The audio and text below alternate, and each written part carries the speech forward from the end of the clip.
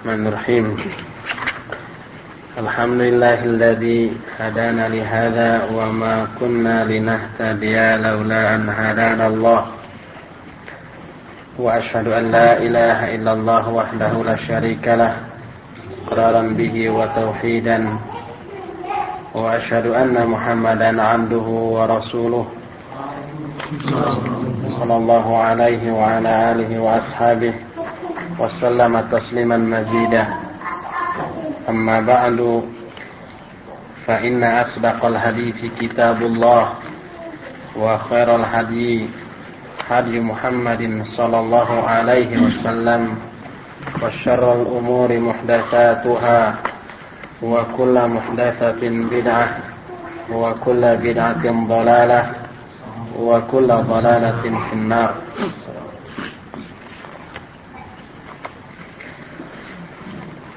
Ikhwati fillah,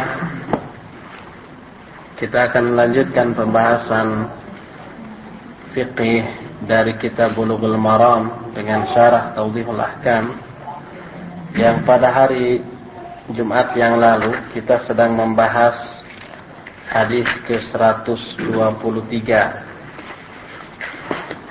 Matan hadisnya sudah kita bahas, yaitu dari Ibnu Abbas radhiyallahu anhuma, dari Rasulullah SAW ketika beliau ditanya tentang seorang laki-laki yang menggauli istrinya ketika istrinya sedang haid. Kata Nabi SAW, yatasaddaqu bidinarin atau binisfi dinar. Dia harus bersedekah dengan 1 dinar atau dengan setengah dinar. Hadis ini takhrijnya sudah dijelaskan kemarin, dan Syekh Al-Albani rahimahullah pun menerangkan bahwa hadis ini sahih sebagaimana yang beliau terangkan dalam Irwaul Ghalil juz pertama halaman 217, hadisnya nomor 197 dari kitab ini. Faidah dari hadis ini sudah kita jelaskan kemarin, bahkan juga penjelasan medis tentang bahayanya menggauli istri yang sedang haid. Lalu kita sekarang akan bahas tentang ikhtilaf para ulama, apakah ini wajib ataukah tidak. Kata Syekh Al-Bassam, ikhtalafa al-ulama'u fi hukmi kafaratil wad'i fil haid. Para ulama telah ikhtilaf tentang hukum kafarat, hukum denda dalam menggauli istri yang sedang haid. Fadhahaba al-Imam Ahmad ila wujubiha ala man wati'a fi farjil haid wa 'alaiha hiya aidan kafarah in tawa'athu.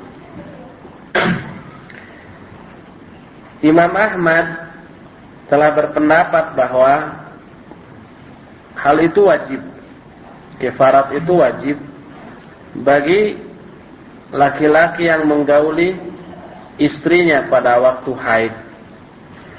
Kewajiban ini pun juga ditimpakan kepada wanita, kepada istri apabila istri pun berhasrat untuk bergaul ketika haid.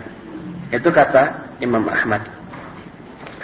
Adapun kifarat dengan 1 dinar atau setengah dinar, ini disebut wajib mukhayyar berdasarkan bab ini. Mukhayyar itu boleh memilih antara 1 dinar atau setengah dinar berdasarkan hadis ini. Sedangkan 3 imam yang lainnya, Imam Abu Hanifah, Imam Malik, dan Imam Asy-Syafi'i, berpendapat tidak ada kifarat, baik bagi suami ataupun istri. Dan kata Imam At-Tirmidzi, ini merupakan pendapat ulama Amsar, ulama di beberapa negeri. Dan kata Ibnu Katsir rahimahullah, fayastaghfirullah, dia hanya harus istighfar, harus meminta ampun kepada Allah Subhanahu wa taala. Jadi ini termasuk ikhtilaf tentang wajib tidaknya membayar kifarat bagi suami istri yang berhubungan dalam keadaan haid. Lalu disebutkan wal aslu anna dhimmata bari'atun illa an taqumal hujjah. Adapun orang-orang zimmah, orang-orang yang kafir tetapi hidup di bawah kekuasaan pemerintah Islam, maka mereka bebas, tidak terkena dengan itu. Sedekah apa namanya? Denda kifarat. Harus 1 dinar atau setengah dinar, kecuali kalau ada hujjah. Salam. Qala Ibnu Abdul Bar, hujjatu man lam yujibil kafarah idtirabul hadis, wa anna dhimmah 'ala al-bara'ah hujjah. Hujjatu man lam yujibu ada masihatil hadis indahu. Mungkin nonnya mestinya ahsannya dibuang.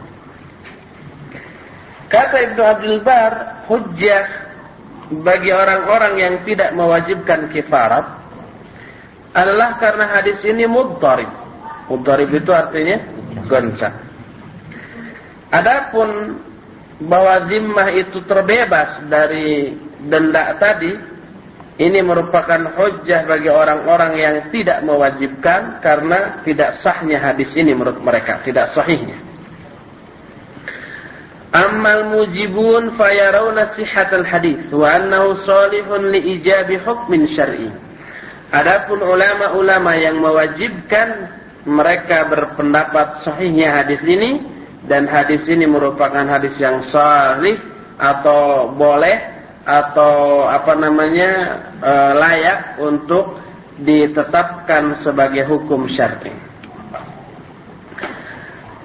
Dan hadis ini, kata Syekh Al-Bassam, dikuatkan oleh Imam Ahmad, dan beliau berpendapat untuk beramal dengan hadis ini, sebagaimana juga sekelompok ulama lainnya telah beramal dengan hadis ini. Kata Syekh Al-Albani, sanaduhu sahihun sahahu jama'atu minal mutaqaddimin wal mutaakhirin, wa akhrajahu ashabus sunan wal Baihaqi bi isnadin sahihin ala syartil Bukhari, wa sahahu al-Hakim wa wafaqahu adh-Dhahabi wa Ibnu Daqiq al-'Ind wa Ibnu Qayyim wallahu a'lam. Kata Syekh Al-Albani, hadis ini sahih sanadnya, disahihkan oleh sekelompok ulama baik mutaqaddimin ataupun mutaakhirin. Hadis ini pun dikeluarkan oleh ashabus sunan dan al-Baihaqi dengan sanad yang sahih menurut syarat Bukhari. Hadis ini pun disahihkan oleh Al-Hakim dan disepakati oleh Adz-Dzahabi, Ibnu Daqiq al-'Ind serta Ibnu Qayyim wallahu a'lam. Jadi karena hadis ini sahih, maka dia harus dijadikan pegangan untuk menetapkan hukum dalam masalah ini. Lalu tentang ikhtilaf para ulama dalam hal apakah 1 dinar atau setengah dinar, apakah ini takhir, boleh memilih? Maka dalam hal ini ada 2 pendapat. Pendapat pertama, qila ad-dinar awwalul haid wa nisfu ad-dinar lil wad'i fi akhirih. Wa yu'ayyidu hadha anna ad-dam fi awwali ayyamihi aghzaru wa ashaddu fi isabatil adha minhu fi akhirih. Pertama adalah denda 1 dinar itu kalau dilakukan di awal haid. Kalau di awal haid, baru hari pertama atau kedua, kemudian berhubungan, 1 dinar dendanya.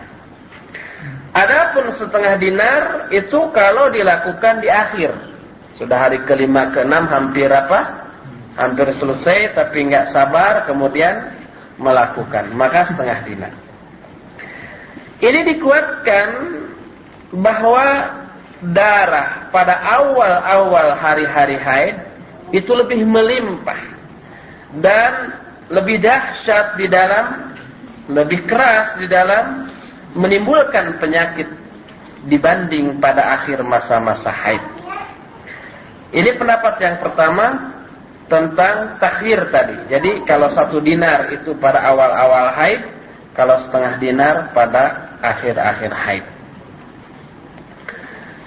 Kedua, wa qila inna at-takhyira baina ad-dinar wa nisfi ad-dinar ka takhyiril musafir baina al-qasr wal itmam. Wa yamilu ila hadha Syekhul Islam Ibn Taimiyah.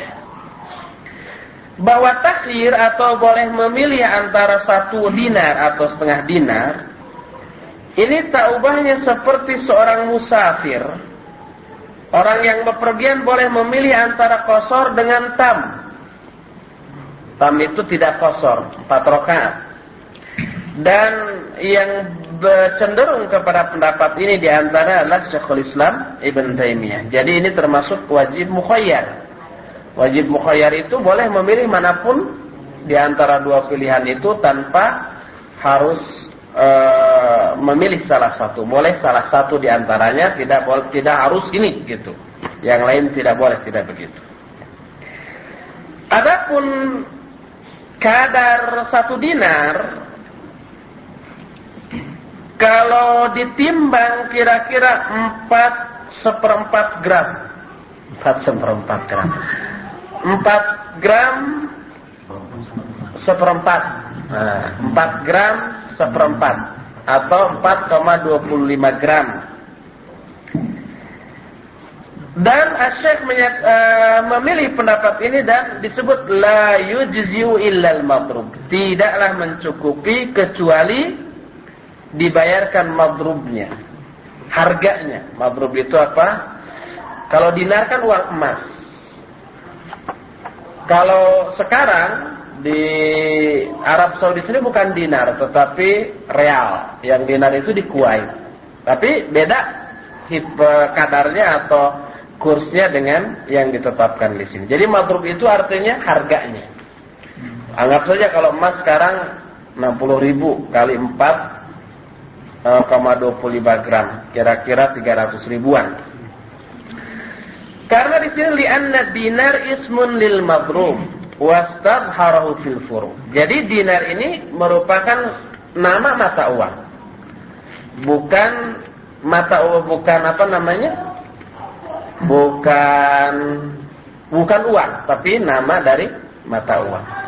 Dinar itu 4,25 gram emas. Itu harganya segitu. Berapa real kalau di real Saudi, berapa rupiah kalau dirupiahkan, berapa dolar kalau didolarkan. Amal masyhur minal madhab fayujzi'ul madrub wa ghairuhu au qimatuhu minal fiddati faqat wallahu a'lam. Adapun yang masyhur dari madhab Imam Ahmad cukup dicukupi baik madrubnya ataupun harganya dari fiddah atau dari perak yang seharga dengan timbangan 4,25 gram emas tadi. Wallahu a'lam. Itulah ikhtilaf para ulama tentang masalah itu. Kita anggap selesai pembahasan hadis ke-123 tadi. Kita teruskan ke hadis nomor 124. Hadis nomor 124 ini diterima dari Abu Sa'id Al-Khudri radhiyallahu anhu. Dia berkata bahwa Rasul sallallahu alaihi wasallam bersabda, "Alaysa idza hadatil mar'ah lam tusalli wa lam tasum." Muttafaqun alaih. Bukankah seorang wanita apabila dia haid, dia tidak boleh sholat dan tidak saum? Hadis ini muttafaqun alaih dari suatu hadis yang panjang.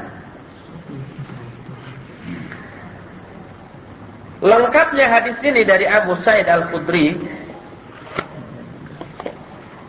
Lafadznya adalah kata Abu Sa'id, kharaja Rasulullah sallallahu alaihi wasallam fi adha aw fi fitrin ila al-musalla. Famarra 'ala an-nisa faqala ya ma'syar an-nisa tasaddaqna fa inni uritukunna aktsara ahli an-nar. Kata Abu Sa'id, Rasulullah SAW keluar dari rumah untuk sholat Idul Adha atau Idul Fitri. Beliau keluar ke musalla. Maksudnya musalla itu lapang, tanah lapang. Lalu beliau melewati para wanita. Lalu beliau berkata, wahai kelompok wanita, bersedekahlah kalian. Karena sungguhnya aku melihat kalian ini merupakan penghuni terbanyak dari ahli neraka. Penghuni neraka yang terbanyak. Uridukunna. Iya. Itu seperti majhul. Iya, diperlihatkan kepadaku bahwa kalian ini, itu maksudnya. Tapi saya ambil terjemahan yang bakunya dalam bahasa Indonesia. Diperlihatkan kepadaku kalian ini sebanyak-banyak ahli neraka gitu. Lalu saya tadi terjemahkan, aku melihat kalian ini, ya aku diperlihatkan kepadaku kalian merupakan penghuni neraka yang paling banyak. Faqulna wa bima ya Rasulullah? Maka para wanita bertanya, karena apa wahai Rasulullah? Lalu Rasulullah SAW menjawab, tukfirnal la'an wa takfurnal ashir ma ra'aitu min naqisati aqlin wa dinin adhaba li lubbir rajul al-hazim min ihdakunna. Kenapa demikian wahai Rasulullah? Kata Rasulullah, karena kalian terlalu banyak melaknat. Dalam riwayat lain disebutkan tukfirna syakwah, kalian terlalu banyak mengeluh. Wa takfurnal ashir, dan kalian banyak kufur kepada ashir. Ashir maksudnya suami atau bu'lun. Takfurnal bu'a dalam riwayat lain. Kalian terlalu banyak kufur kepada suami. Aku tidaklah melihat manusia yang kurang akal dan kurang dinnya dibandingkan dengan laki-laki daripada kalian. Qulna, para wanita bertanya, wa ma nuqsanu dinina wa aqlina ya Rasulullah? Apa bukti atau tanda atau mengapa disebut bahwa din kami dan akal kami kurang wahai Rasulullah? Lalu Rasulullah menjawab, alaisa syahadatul mar'ah mithla nisfi syahadatir rajul? Bukankah persaksian seorang wanita sama dengan setengah persaksian laki-laki? Qulna, para wanita menjawab, bala, benar. Qala fadzalika min nuqsani aqliha, dan ini merupakan bukti kurangnya akal mereka. Jadi akal wanita itu dianggap setengah dari akal ikhwan. Lalu kata Nabi SAW, alaysa idha hadat lam tusalli wa lam tasum? Dan bukankah apabila wanita itu haid, dia tidak sholat dan tidak saum? Qulna bala. Mereka menjawab, betul ya Rasulullah. Fadzalika min nuqsani diniha, itu merupakan bukti kurangnya agama mereka. Nah, ini hadis panjangnya, lengkapnya hadis ini riwayat Imam Bukhari dan Imam Muslim. Selain Abu Sa'id Al-Khudri, ada sahabat lain yang meriwayatkan, yaitu Abdullah bin Umar radhiyallahu anhuma. Rasulullah SAW menyatakan dengan lafaz yang berbeda. Kata Rasulullah SAW, ya ma'syaran nisa, tasaddaqna wa aktsirnal istighfar fa inni ra'aitukunna. Al-hadits mithlahu illa annahu qala wa tamkuthul layali ma tusalli wa tuftiru fi Ramadan fa hadha nuqsanuddin. Kata Rasulullah SAW, wahai para wanita, bersedekahlah kalian dan perbanyaklah istighfar, karena sungguhnya aku melihat kalian adalah sebanyak-banyak penghuni neraka. Lalu di akhirnya Rasulullah SAW menyatakan, kalian tinggal tidak sholat selama beberapa malam, dan kalian berbuka di bulan Ramadan selama beberapa hari, dan ini merupakan tanda kurangnya agama kalian. Hadis ini riwayat Imam Muslim, Abu Daud dan Ahmad dengan sanad yang sahih. Itulah lengkapnya hadis yang kita sedang bahas ini. Dari hadis ini bisa kita ambil beberapa faidah. Pertama, tahrimus shalah 'alal haid wa 'adamu sihhatiha minha law shallatha wa laysa 'alaiha qada'u ayyami haidiha ba'da tuhri. Pertama, haramnya salat bagi wanita yang haid dan tidak sah apabila wanita itu salat, dan tidak ada qada selama masa haidnya setelah mereka suci. Ini yang pertama, haram bagi mereka sholat. Kedua, tahrimus siyam 'alal haid walakin tuqda qadra ma aftaratu ayyama haidiha. Kedua, haramnya saum bagi wanita yang haid, tetapi wajib diqadha selama dia berbuka pada waktu hari-hari haidnya. Jadi dua ibadah ini adalah haram, baik sholat maupun saum bagi wanita yang sedang haid. Ketiga, berkata Imam Ibnu Munzir dan Al-Wazir Ibnu Hubairah dan An-Nawawi, ajma'al ulama'u ala wujubi qada'i saum 'ala al-haid wa suquti fardhi shalah anha fi ayyami haidiha. Lima fi sahihaini an Aisyah radhiyallahu anha annaha qalat kunna nu'maru biqada'i shaum wa la nu'maru biqada'i shalah. Kata mereka, para ulama telah ijma tentang wajibnya mengqada' saum bagi wanita yang haid dan gugurnya kewajiban salat bagi wanita haid selama masa haid, berdasarkan hadis riwayat Bukhari dan Muslim dari Aisyah radhiyallahu anha.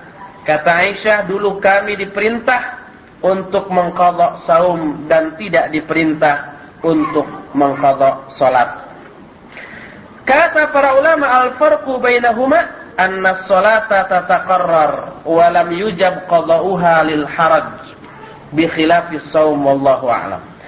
Perbedaannya kenapa salat tidak diqadha sedangkan saum diqadha? Perbedaannya karena sholat itu berulang sehari 5 kali.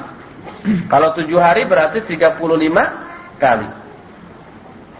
Sedangkan karena sholat itu berulang, tidaklah diwajibkan mengqadha karena sulitnya melaksanakan hal itu. Berbeda dengan saum. Kalau saum bilangannya ini mudah. Wallahu a'lam. Apakah semua kaum muslimin sepakat tentang tidak wajibnya diqadha baik salat ataupun saum? Ternyata tidak. Yang ijma itu, yang sepakat itu hanya ulama. Ada sebagian kaum muslimin yang berpendapat tetap harus salat atau minimal boleh salat dan tetap boleh saum. Nah, yang berpendapat seperti ini adalah Haruriyah yang dikenal dengan sebutan lain yaitu Khawarij. Syekh Al-Albani rahimahullah di dalam Irwaul Ghalil juz pertama halaman 221, ketika membahas tentang hadis ini, beliau memberikan sedikit komentar atau agak banyak komentar tentang pendapat Haruriyah atau Khawarij yang membolehkan salat dan saum bagi wanita yang sedang haid. Haruriyah itu bentuk muannas dari haruri, dinisbatkan kepada satu tempat yang bernama Harura. Harura ini berjarak kira-kira 2 mil dari Kufah. Wa yuqalu liman ya'taqidu madhhab al-khawarij Haruri. Dan orang-orang yang mempunyai i'tikad madhab khawarij disebut Haruri. Kenapa? Lianna awwala firqatin minhum kharaju an ala Ali radhiyallahu anhu bil baldatil madhkurah fastaharu bin nisbati ilaiha. Karena kelompok yang pertama memerangi Ali radhiyallahu an itu keluar dari negeri ini, dari negeri yang namanya Harura tadi. Maka terkenalah mereka itu dengan sebutan Haruriyin atau Haruriyat kalau wanita-wanitanya. Asalnya berasal dari tempat. Kemudian karena tempat itu merupakan markasnya orang-orang Khawarij, maka Khawarij itu sering disebut dengan Haruriyin. Seperti Degolan gitulah. Orang-orang yang berpaham ke sana disebut prodek atau Degolaniyin, Degolaniun. Pahamnya Ja'fariyah. Dinisbatkan kepada Ja'far Umar Thalib, hadallahu wa iyyah wa ahlaka manhajahum. Dan disebutkan wa min usulihi muttafaqi 'alaiha bainahumul akhdhu bima dalla 'alaihi al-Qur'an wa radda ma zada 'alaihi min al-hadits mutlaqan. Walihada istahamat Aisyah Mu'adzah istifhama inkarin kada Fathul Bari. Di antara pokok-pokok pemikiran yang disepakati di kalangan Khawarij adalah mereka itu berdalil dengan dalil yang umum, baik ayat ataupun hadis, kemudian ditujukan kepada kasus khusus. Kadang-kadang hadis pun ditolak. Oleh karena itu, dalam hadis yang menceritakan tentang seorang wanita namanya Mu'adzah, disebutkan Mu'adzah sa'alat Aisyah radhiyallahu anha, ma balul haid taqdis shaum wa la taqdis shalah. Kata Mu'adzah, kenapa wanita yang haid itu harus mengqadha shaum tapi tidak harus mengqadha shalah? Apa bedanya? Kata Aisyah, kana yusibuna dzalika ma'a Rasulillah sallallahu alaihi wasallam.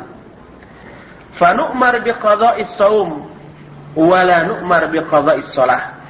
Dulu kami pun mengalami hal itu di zaman Rasul SAW, lalu beliau memerintah kami untuk mengqadha saum dan dan tidak harus mengqadha salat. Bahkan di dalam salah satu riwayat Aisyah menyatakan, "Anti Haruriyah? Apakah engkau ini Haruriyah?" yaitu Khawarij tadi. Ini menunjukkan bahwa istifham atau pertanyaan Aisyah kepada Mu'adzah ini disebut sebagai istifham ingkari. Istifham atau pertanyaan untuk mengingkari apa yang ditanyakan oleh Mu'adzah tersebut. Ini diterangkan di dalam kitab Fathul Bari yang kemudian dinukil oleh Syekh Al-Albani rahimahullahu ta'ala. Lalu kata Syekh Al-Albani, wa inkaru Aisyah 'alaiha imma li'ilmiha annahum kanu yujibuna al-qadha 'ala al-haid faqad haka Ibnu Abdul Bar al-qawla bidzalika an ta'ifati min al-khawarij wa imma li'ilmiha bi anna usulaha taqtadi dzalik wa qad yuqalliduhum fi hadhihi ad-dalalah ba'd al-mu'asirin mimman yad'i al-islam faqad sami'tu ahadahum yaqul أنه أمر إحدى المعلمات بأن تصلي وهي حائض بحجة أنها داخلة في عموم الأدلة الآمرة بالصلاة في القرآن وليس هناك أي دليل بزعمه يستثني الحائض من ذلك فلما عارضته بهذا الحديث أعرض ونوى بجانبه فإلى الله المشتكى من فساد الزمان وطغيان الجهل باسم العلم وإذا قيل لهم لا تفسدوا في الأرض قالوا إنما نحن مصلحون ألا إنهم هم المفسدون ولكن لا يشعرون. Kata Syekh Al-Albani, pengingkaran Aisyah terhadap Mu'adzah ini ada dua kemungkinan. Pertama, Aisyah mengetahui bahwa mereka itu orang-orang Haruriyin atau Khawarij mewajibkan qadha salat bagi wanita yang haid, sehingga ketika Mu'adzah menanyakan kenapa wanita yang haid harus mengqadha saum tapi salat tidak diqadha, ini menunjukkan bahwa mereka itu harus diqadha dua-duanya, ya salat, ya juga saum. Ini dihikayatkan Imam Ibnu Abdul Bar tentang pendapat sekelompok Khawarij yang memang berpendapat demikian. Jadi sholat pun harus diqadha kata mereka. Wa imma, atau kemungkinan kedua, li ilmiha bi anna usulahum taqtadi dzalik. Atau yang kedua, bahwa Aisyah mengetahui bahwa di antara usul-usul, pokok-pokok kepikiran mereka adalah membolehkan wanita yang sedang haid melakukan saum. Dalilnya adalah Al-Quran. Al-Quran menyatakan, yas'alunaka 'anil mahid, qul huwa adha. Mereka bertanya kepada tentang haid. Katakan haid itu adha. Adha itu penyakit. Kullu, kata mereka ini, kullu man asabahul adha fahuwa marid. Setiap orang yang terkena adha berarti dia sakit. Dan dalam Al-Quran disebutkan wa in kuntum wa in faman kana minkum maridhan aw ala safarin fa iddatun min ayyamin ukhra. Kalau di antara kalian ada yang sakit atau safar, maka dia boleh tidak saum tapi harus mengqadha. Jadi ya, wanita yang haid dibolehkan tidak saum kemudian mengqadha, tapi boleh juga saum. Orang yang sakit tidak ada halangan untuk melakukan saum kalau sakitnya itu tidak akan memperparah dari saumnya, dan haid tidak akan memperparah saumnya. Dan saum bagi wanita yang haid tidak akan memperparah haidnya, maksudnya begitu. Tidak akan memperparah penyakit. Jadi diambil dari Al-Qur'an yang umum maknanya, kemudian ditatbik, diterapkan kepada masalah khusus. Dan telah mengikuti pendapat yang sesat ini sebagian orang-orang pada zaman sekarang mimma yadda'il islah, yang mengaku-ngaku mereka itu mengadakan islah, perbaikan. Bahkan kata Syekh Albani, aku mendengar salah seorang mereka berkata bahwa salah seorang ustadzahnya memerintah wanita-wanita muridnya untuk sholat padahal sedang haid. Hujahnya karena di dalam Al-Quran ayatnya umum memerintah sholat, dan tidak ada yang mengecualikan dari perintah umum itu, aqimus sholat. Tidak ada umpamanya illa antakuni haidon umpamanya, kecuali kalau kamu sedang haid. Tidak ada seperti itu. Jadi diambil dari hadis atau ayat yang umum. Maka falamma aradathu hadzal hadis, ketika disodorkan hadis ini bahwa wanita yang haid atau yang sholat tidak boleh wanita yang haid tidak boleh sholat dan tidak boleh saum, a'rada wa na'a bijanibih. Mereka berpaling. Mereka menolak hadis yang menjelaskan itu karena sudah ada umum. Walaupun hatinya menerima hadis ini, tapi sudah kepalang memfatwakan boleh saum dan boleh sholat ketika haid. Maka kata Syekh Albani, Allah lah maha penari atau tempat penumpahan segala macam keluhan dari rusaknya zaman dan berlebih-lebihannya kebodohan atas nama ilmu. Lalu Syekh Albani mengutip satu ayat, wa idza qila lahum la tufsidu fil ardh qalu innama nahnu muslihun. Bila dikatakan kepada mereka, jangan kalian mengadakan kerusakan di muka bumi, mereka berkata, kami hanya mengadakan perbaikan. Ala innahum humul mufsiduna walakin la yash'urun. Ingatlah, merekalah yang mengadakan kerusakan, akan tetapi mereka tidak menyadarinya. Jadi Haruri atau Khawarij berpendapat bolehnya wanita yang haid melakukan sholat, bahkan juga melakukan saum. Bahkan harus diqadha kalau ditinggalkan baik saumnya ataupun sholatnya. Di sini ada beberapa poin yang diterangkan oleh Syekh Al-Bassam, yang ini pernah kita bahas beserta bantahannya, dan memang bantahannya pun harus dikemukakan. Tapi ingin saya kemukakan karena ini pembahasan ilmiah. Kata Syekh Al-Bassam, al-haid mamnu'atun min ibadatin ukhar. Wanita yang haid terlarang juga dari ibadah lain. Jadi ya tadi hadis ini menjelaskan wanita yang haid dilarang dua ibadah, yaitu sholat dan saum. Selain sholat dan saum ada ibadah yang dilarang bagi wanita yang haid. Pertama, mana'aha min dukhulil masjid li hadits la uhillul masjid li haidin wala junubin. Bahwa haid itu melarang wanita dari masuk masjid. Berdasarkan hadis, aku tidak halalkan masjid untuk wanita yang haid ataupun yang junub. Tapi ini sudah kita bahas hadisnya dhaif. Takrid tentang dhaifnya hadis ini sudah kita bahas, dan syarahnya juga sudah kita bahas, yang kesimpulannya karena tidak ada hadis yang sahih yang melarang wanita masuk haid ataupun yang junub wanita haid masuk masjid atau yang junub masuk masjid, tidak ada hadis yang sahih, maka tidak ada larangan untuk itu, sehingga dibolehkan bagi wanita yang haid ataupun yang junub untuk masuk menetap di dalam masjid. Kedua, wala yasihu an tatuf li hadis at-tawaf bil baiti salatun. Nah, kalau yang dua ini benar. Tidak sah wanita yang haid ini tawaf. Berdasarkan hadis, tawaf itu adalah salat di Baitullah, salat di Ka'bah. Perbedaan antara tawaf dengan salat hanya satu, yaitu boleh bicara.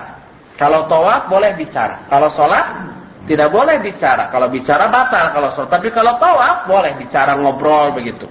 Tapi tentu saja yang paling utama berdoa. Apa doanya? Tidak tertentu, bebas, kecuali dari Ruknul Yamani sampai ke Hajar Aswad ada doa khusus yang dicontohkan, yaitu membaca Rabbana atina fid dunya hasanah fil akhirati hasanah wa qina adzabannar gitu. Selain itu bebas doanya. Kalau menentukan doa tertentu di selain Ruknul Yamani dan Hajar Aswad, maka itu masuknya bid'ah. Nah, tetapi syarat lain bahwa harus suci itu sama. Salat harus suci, tawaf pun harus suci. Dan wanita yang haid tentu saja tidak sedang suci, maka tidak boleh tawaf ketika haid. Ketiga, mana'aha min qiraatil Qur'an li hadis Ibnu Umar, wala taqra'ul haid walal junub syai'an minal Qur'an. Haid juga melarang wanita dari membaca Al-Qur'an berdasarkan hadis Ibnu Umar. Wanita haid atau yang junub tidak boleh membaca sedikit pun dari Al-Quran. Ini pun sudah kita bahas, hadisnya semuanya baik, tidak ada yang sahih, sehingga boleh wanita yang haid ataupun yang junub untuk membaca Al-Quranul Karim. Keempat, la yamassul mushaf li hadis Amr,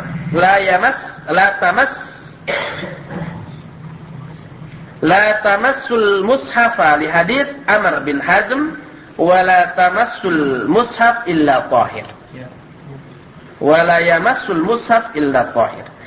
Wanita yang haid pun tidak boleh memegang mushaf berdasarkan hadis Amr bin Hazim, yaitu tidaklah menyentuh mushaf kecuali wanita orang yang suci. Ini pun sudah kita bahas, hadisnya pun baik, tidak ada yang sahih, sehingga boleh yang haid ataupun yang junub untuk memegang dan membaca Al-Quranul Karim. Jadi di antara 4 yang dilarang ini, 1 yang disepakati yaitu tidak boleh tawaf, sedangkan yang 3 yang lainnya karena tidak adanya hadis yang sahih maka diperbolehkan.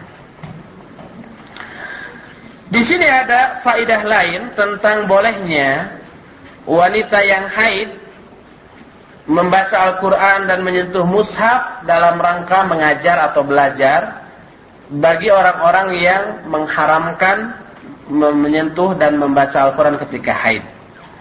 Tapi ketika belajar atau mengajar boleh, kata mereka. Tapi kita sudah bahas, karena tidak ada hadis yang sahih, maka ini tidak perlu dibahas. Jadi boleh, baik yang sedang belajar, yang mengajar, ataupun yang tidak sedang belajar atau mengajar, diperbolehkan untuk memegang mushaf.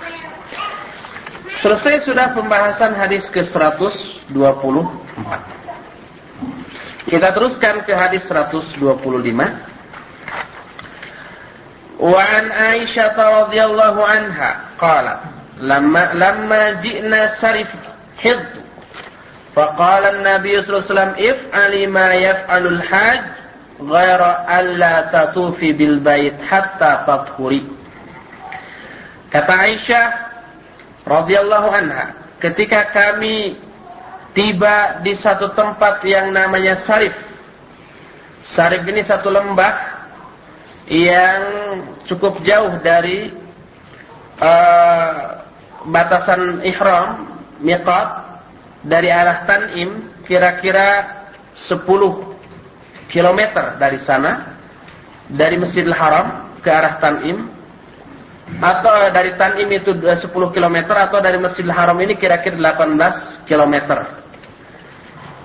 Ini satu lembah antara Mekah dan lembah Al-Jamum. Ini namanya Sarif.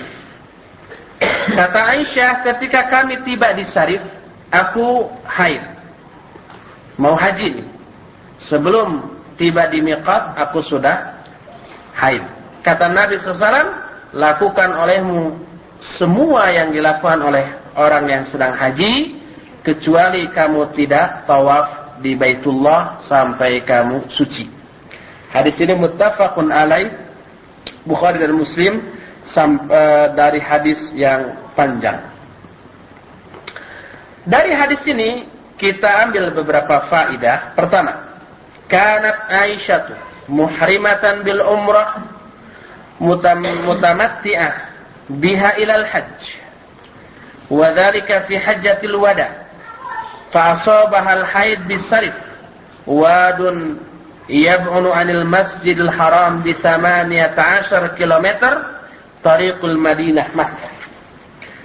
Aisyah dulu ketika ihram dengan melakukan umrah atau haji tamattu, mendahulukan umrah daripada haji, dan umrahnya dilakukan pada bulan haji. Dan ini terjadi pada waktu haji wada. Haji wada itu haji terakhir, haji perpisahan.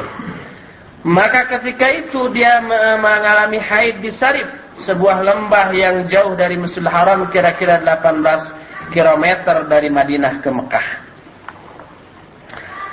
Kedua, fa'adkhalat hajjaha ala umratiha wa sarat qarinatan li'annaha la tatamakkan min tawafil umrah wa tahallul minha min ajli haidatiha.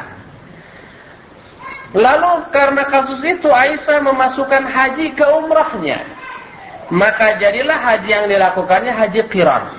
Tadinya haji tamattu, nah karena haid jadi haji qiran, jadi umrah dan hajinya itu bersamaan. Karena dia tidak mungkin melakukan tawaf umrah dan tahallul karena haid. Karena haid dia nggak mungkin umrah, nggak mungkin tawaf gitu. Sehingga umrahnya nanti bersamaan dengan haji. Maka ini yang disebut dengan haji qiran. Ada 3 macam pelaksana haji, yaitu haji tamattu, haji qiran, dan haji ifrad.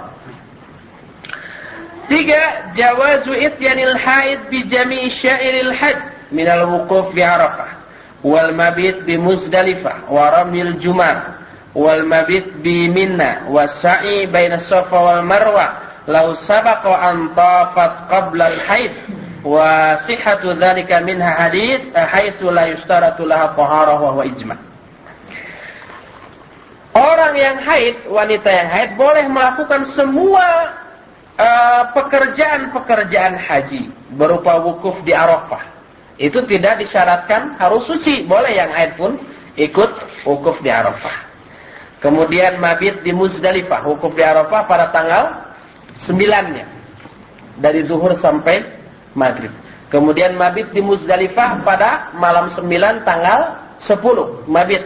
Mabit itu artinya bermalam atau meninggal di Muzdalifah. Bermalam, bukan meninggal dalam arti mati. Meninggal, tinggal di Muzdalifah pada malam 10. Kemudian melempar jumrah pada tanggal 10-nya. Kemudian mabit di Mina, tinggal di Mina mulai tanggal 10 sampai tanggal 13 kalau mau ngambil nafar tsani, atau tanggal 12 kalau mau ngambil nafar awal. Tinggal di Mina. Itu tidak perlu suci. Kemudian juga sa'i antara Safa dan Marwah, boleh. Walaupun sekarang Safa Marwah ini satu bangunan, satu atap dengan Masjidil Haram, tapi itu di luar Masjidil Haram. Dan ada pintu masuk khusus dari luar tanpa harus masuk ke Masjidil Haram dulu, tapi langsung ada pintu masuk ke Safa dari luar. Sehingga itu dianggap di luar masjid. Jadi semua ibadah-ibadah haji itu boleh dilakukan oleh wanita yang haid karena semua itu tidak disyaratkan harus suci. Boleh berhadas pun melakukan semuanya itu. Kecuali satu saja, yaitu tawaf. Kalau tawaf memang harus harus suci dari hadas kecil apalagi besar. Dan tawaf ini paling-paling hanya dilakukan 3 kali selama haji ini. Pertama tawaf kudum, tawaf yang pertama kali masuk Masjidil Haram. Kedua nanti tawaf ifadah, yaitu setelah melakukan jumrah atau tahallul di Mina tahun 10, langsung ke Mekah melakukan tawaf ifadah. Dan yang ketiga nanti tawaf wada, yaitu tawaf perpisahan ketika kita tinggal di Mekah, terus pas mau pulang dari Mekah atau pergi dari Mekah kemana, baik ke Madinah atau langsung pulang ke negeri masing-masing, harus melakukan dulu tawaf wada, yang disebut dengan tawaf wada atau tawaf perpisahan, tawaf akhir. Itu semuanya boleh. Keempat, tahrimut tawaf alal haid wa adamu sihhatihi minha. Hadis ini pun menunjukkan haramnya tawaf bagi wanita yang haid dan tidak sah tawaf baginya.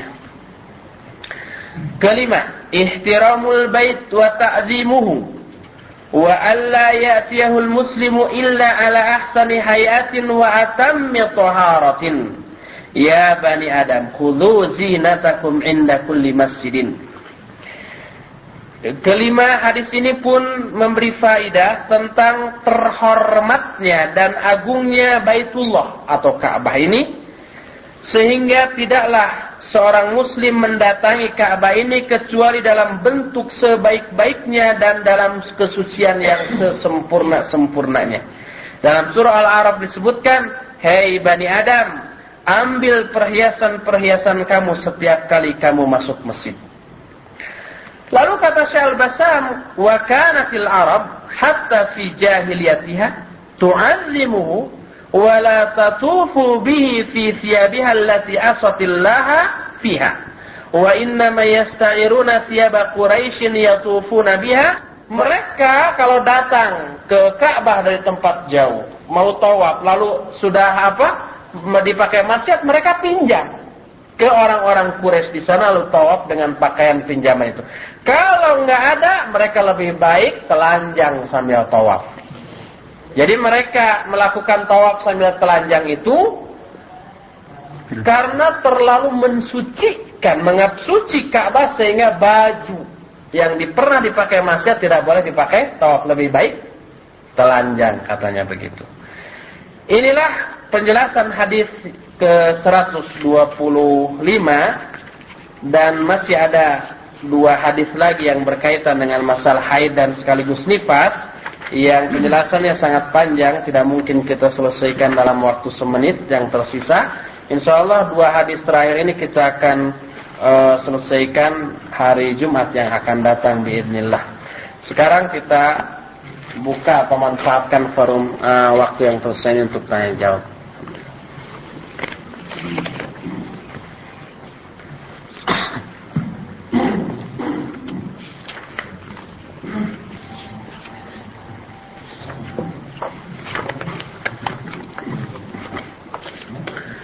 Apakah boleh kita berdoa dari berkahnya surat Al-Fatihah seperti begini? Marilah kita doakan saudara-saudara kita yang sedang sakit atau yang sedang terkena musibah dengan membaca berkahnya surah Al-Fatihah. Tolong dijelaskan dalilnya. Jadi membaca Al-Fatihah dan berkahnya untuk yang sakit. Yang ada pembicaraan di kalangan para ulama adalah menghadiahkan pahala bacaan kita kepada orang lain yang sudah meninggal. Kedua, yang ada pun adalah meruqyah atau menjampe orang yang sakit dengan bacaan-bacaan Al-Quran, termasuk diantaranya adalah Al-Fatihah. Itu ada pembicaraan para ulama, dan ini sudah pernah dan sering kita jelaskan. Meruqyah orang yang sakit dengan bacaan Al-Quran adalah boleh, berdasarkan nas hadis yang diriwayatkan oleh Imam Bukhari tentang salah satu fadilah Al-Fatihah, ketika ada sahabat yang bepergian lalu lapar, minta makanan ke penduduk setempat, nggak dikasih, lalu anak kepala dusun itu sakit, lalu minta tolong kepada sahabat itu. Kata sahabat, boleh asal saya minta kambing. Lalu dibacakan Al-Fatihah, sembuh. Gimana? Tidak mensyaratkan asal dikasih kambing. Kami cuma atas kebijakan kami sembuh terus dikasih kambing. Tidak disyaratkan karena itu. Enggak, dia meminta imbalan dari itunya. Mensyaratkan ya. Beda riwayat, mungkin ada beda riwayat, tapi ada riwayat yang mensyaratkan meminta imbalan itu. Lalu sembuh, kemudian diberi, lalu dibawa kepada Rasulullah. Kata Rasulullah, "Wa ma adraka ma annaha ruqyah." Dari mana kamu tahu bahwa ini adalah ruqyah? Ruqyah itu adalah jampe. Adapun kalau dengan marilah kita doakan saudara kita yang sedang sakit atau yang sedang terkena musibah dengan berkah surah Al-Fatihah. Ini bukan dengan berkah, tapi dengan bacaannya, dan orang yang sakitnya ada, tidak dari jauh sana. Tidak orang yang sakitnya di Jakarta, kita doakannya dari sini, kemudian sifatnya massal, mau sholat Jumat lagi ya sudah bid'ah 2 kali kalau begitu. Ya mau khutbahnya ada pengumuman, ada doa segala macam, itu bid'ah, nggak boleh. Nah, kemudian perbuatan itunya sendiri merupakan suatu kebid'ahan. Bagaimana hukumnya menggunakan tasbih sebagai alat hitung dalam berzikir? Ini pun dijelaskan oleh Syekh Ali Hasan Al-Athari dalam Ilmu Ushul Bidah. Ini termasuk juga bid'ah. Pernah ini terjadi di zaman Abdullah bin Mas'ud, tetapi dengan menghitung batu, bukan tasbih. Umpamanya, ayo baca sekian kali takbir, istighfar, lalu diingkari oleh Abdullah bin Mas'ud. Kata mereka, ma'aradna illal khair. Kita tidak bermaksud apa-apa kecuali ingin kebaikan. Kata Abdullah bin Mas'ud, kam min muridil khair la yusibah. Sangat banyak orang menginginkan kebaikan tetapi tidak memperolehnya. Karena apa? Cara memperolehnya dengan cara yang batil, dengan cara yang tidak dicontohkan oleh Rasulullah SAW, termasuk tasbih. Kemudian disunnahkan berzikir itu dengan jari-jari tangan dan tangan kanan saja, tidak tangan kiri. Dan itu nanti akan menjadi saksi di akhirat. Bolehkah bekerja di bank Islam yang membolehkan asuransi Islam? Tidak ada asuransi Islam. Yang ada adalah asuransi yang diaku-aku sebagai Islami, padahal tidak. Dan itu tidak boleh hukumnya. Pada faedah hadis yang ke-124 ini, salah satunya haramnya bagi wanita haid untuk sholat dan tidak mengqadha sholat. Bagaimana dengan keterangan yang dulu yang pernah Anda dengar, kalau Anda tidak salah, kalau kita bersuci dari haid setelah asar, maka kita juga melaksanakan sholat zuhur pada waktu asar. Bukankah itu mengqadha sholat zuhur dengan asar? Itu bagaimana? Iya, itu bukan mengqadha, tetapi disebutkan bahwa zuhur dan asar adalah 2 sholat yang karena ada uzur syar'i boleh dijamak, takdim atau takhir. Dan haid termasuk uzur syar'i yang masih mungkin untuk dilakukan. Itu penjelasan dikemukakan oleh Syekh Al-Utsaimin di dalam kebiasaan darah wanita ya. Haid juga, coba aja baca haid. Haid kalau istihadah mah bukan dijama, boleh dilakukan pada waktunya. Jika seorang sakit dan tanpa disadari dia meninggalkan sholat sehari semalam 5 waktu, apakah sholatnya harus diqadha? Selama sakit, dia tanpa disadari dia meninggalkan sholat, pingsan mungkin ya, koma sampai 4 tahun gitu ada. Kalau komanya segitu enggak. Tapi kalau pingsan sehari semalam, dia mengqadha sebatas yang mampu dia lakukan pada hari-hari yang lainnya. Bagaimana kebenaran atau keabsahan dari selebaran tentang Ja'far Umar Thalib di mana isinya mengenai aib masalah-masalah beliau? Iya, semua selebaran apa yang mana ya? Yang kemarin dari Dakar itu betul, semuanya betul. Dan itu hanya sebagian kecil saja dari muskilah atau subhat-subhat mereka. Sebagian kecil, tidak ada 10%. Dan yang lainnya yang lebih dahsyat dari itu banyak. Dan saksi-saksi tentang benarnya itu puluhan orang, mungkin saja ratusan. Apa benar ucapan Ja'far tentang ancaman akan keluar dari ketaatan kepada Gus Dur bila keinginan untuk dia di Ambon dihalang-halangi? Tanya ke mereka harusnya.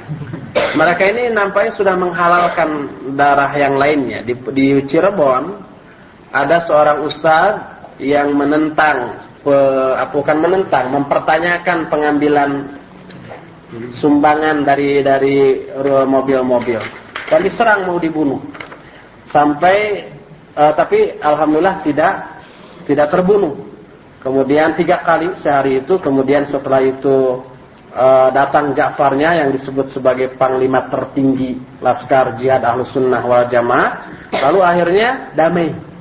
Kalau memang itu ahlul bid'ah, si da'i tadi, Salim Bajri namanya, nggak boleh damai begitu. Kalau masalah manhaj, ini menunjukkan bukan menyangkut manhaj pribadi saja, sampai menghalalkan darah. Sampai dimuat dalam koran 2 kali, yaitu PR edisi kapan, dan ini ada yang rajin memfotokopi dan menempelnya gitu ya. Dan itu benar. Saya juga telah tabayun langsung ke orang Cirebon yang menghadiri atau menyaksikan peristiwa itu langsung. Mereka telepon, kemudian saya tanya, ini betul begitu. Apakah mempublikasikan aib-aib seorang itu cara-cara salaf dalam nasihati umat? Ada Imam An-Nawawi dalam bab ghibah dalam Riyadhus Shalihin, bab ghibah, kitabul ghibah, ada satu bab ma yubahu minal ghibah, ghibah-ghibah yang dibolehkan. Di antaranya kalau seseorang sudah terang-terangan, sudah nyata-nyata sesatnya, tapi hanya orang-orang alim saja yang tahu, yang awam tidak tahu bahwa dia itu sesat dan kesesatan sudah menyebar, maka bukan boleh kita menyebarkan kesesatannya, tapi harus, karena ini termasuk amar ma'ruf nahi munkar. Kalau kita diam, orang awam bisa terpedaya, tertipu dengan kesesatannya. Harus kita bongkar kesesatannya agar orang-orang pun tahu, ini tuh sesat, yang haknya begini, jangan diikuti, yang harus diikuti adalah yang benarnya. Dan itu dijelaskan di dalam hadis-hadis yang kemudian disusun oleh Imam An-Nawawi dalam Riyadhus Shalihin, Kitabul Ghibah, bab ma yubahu minal ghibah. Bagaimana kita bersikap terhadap Ja'far dan pengikutnya, dan bagaimana manhajnya. Manhaj Ja'far salafiyatul aqidah, hadadiyatul manhaj. Akidahnya salaf, tetapi manhajnya itu haddadi, yaitu dinisbatkan kepada Mahmud bin Haddad. Di dalamnya ada karakter khawarij, tapi kita tidak menuduh, pribadi saya minimal tidak menuduh dia khawarij, tapi di dalam diri ada nau' min anwa'i bid'iyatil khawarij. Ada salah satu jenis kebidaan khawarij berupa sekarang keluar dari ketaatan ke hukum, ke hukumah ya, dengan jihad ke Ambon tanpa izin hukumah. Kemudian yang kedua menghalalkan darah orang lain. Kemudian yang ketiga mengambil dalil-dalil umum untuk ditujukan dalam masalah-masalah yang khusus. Dan yang lebih dahsyat dari itu, dia selalu mengatasnamakan masyayikh, kata ulama tanpa ada bukti kaset atau tulisan dan yang sejenisnya. Itu. Bagaimana sikap kita? Sikap kita harus menyebarkan bahwa mereka itu hizb. Hizb itu hizbi, golongan semacam harokah seperti itu. Dulu Ja'fari dalam majalah salafinya dikatakan ciri khas Sururi meninggalkan kajian tauhid dan terlalu aktif di bidang politik. Sekarang mereka begitu, persis sekali kena dengan tuduhannya sendiri. Yaitu Sururi itu ta'awun dengan hizbiyin dalam segala. Sekarang mereka ta'awun juga dalam hal penggalangan dana, dalam hal pergi ke Ambon. Malah saya dengar kemarin ini katanya dia sudah meminta kerjasama dengan Darut Tauhid untuk menggabungkan sumbangan. Sahih, ya betul sahih. Memang saya dengar, bukan hanya saya, tapi yang lainnya. Dan ini dari orang mereka ini sendiri. Tapi Darut Tauhidnya tidak mau. Kita menuduh Sururi hizbi karena berteman dengan Muhammad Khalaf, mereka ta'awunnya sudah tatbiqi, sudah real, sudah terrealisir, sudah nyata-nyata.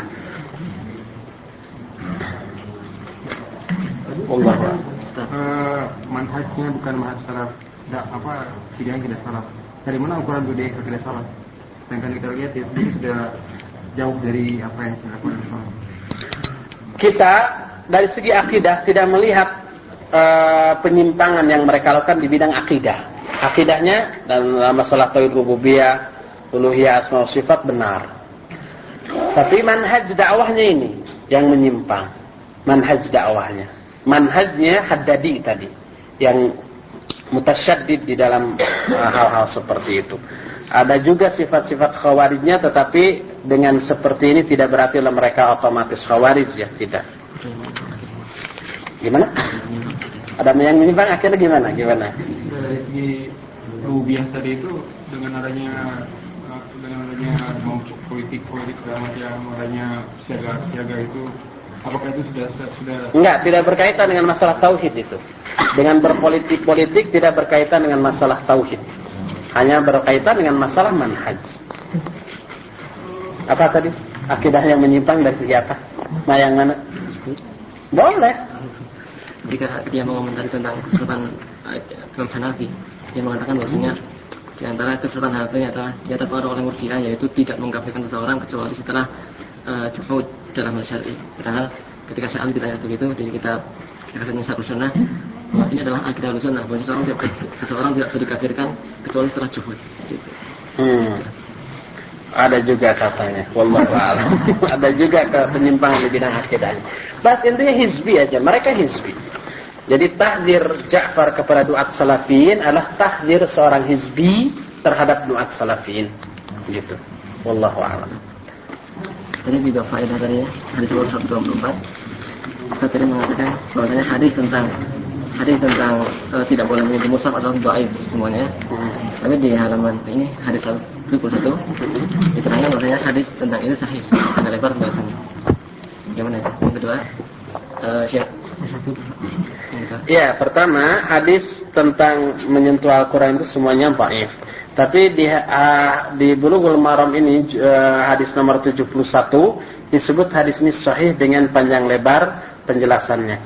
Ini hadis yang disahihkan ini maksudnya sahih menurut Syekh Al-Bassam. Tetapi Syekh Al-Albani membantah ini dengan penjelasan yang jauh lebih rinci dari ini dalam kitab Irwaul Ghalil. Juz yang pertama, hadisnya halaman berapa sih? Yang pernah saya ungkapkan lah, pokoknya nggak ada hadis yang sahih. Ya, itu semua nggak datang. Udah. Dah dengar aja kasetnya lah. Yang kedua, Syekh Utsaimin di masail tentang haid dan nifas haji umrah syarat, dia ditanya tentang seorang wanita yang haid ketika duhur, tapi duhurnya bukan di awal waktu, di pertengahan waktu sebelum dia belum duhur. Apakah setelah masa haidnya habis dia mengqadha sholatnya atau tidak? Kata Syekh Utsaimin ada dua jawaban di situ. Terus artinya boleh mengqadha sholat duhur yang belum dilaksanakan. Itu pendapat pertama, dan kedua mengatakan tidak boleh mengqadha. Itu gimana? Ya begitu. Kemudian saya memakai yang pertama. Iya, lebih ihtiyat, kata beliau ihtiyat qadha gitu kan. Iya itu. Apa itu bukan min alamat haruriyah? Enggak, sebab dilakukannya bukan pada masa haid, pada masa suci kan. Kalau haruriyah ini dilakukan pada masa haid. Ketika sedang haid, sedang ngocor, salat atau saum. Ini enggak, sedang suci. Gitu. Ya, ada beberapa pertemuan yang kemarin tentang masalahnya kadroh dan saum.